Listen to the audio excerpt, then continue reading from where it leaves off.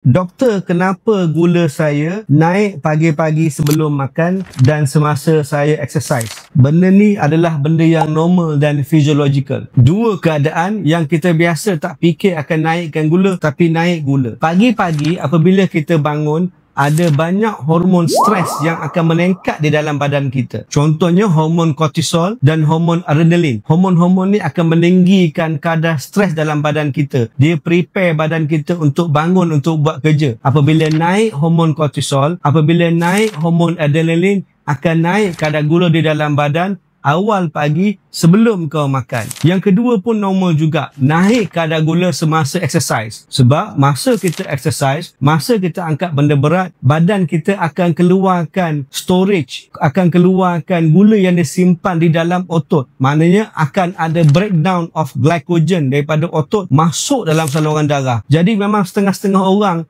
terutamanya orang yang ada metabolic syndrome, ada kencing manis, nampak kadar gula tu naik semasa exercise walaupun kau tengah lapar, sebab badan akan hancurkan glycogen, akan mobilize store of sugar from the muscle, from our liver to be released by our skeletal muscle. That is normal, not to worry about it.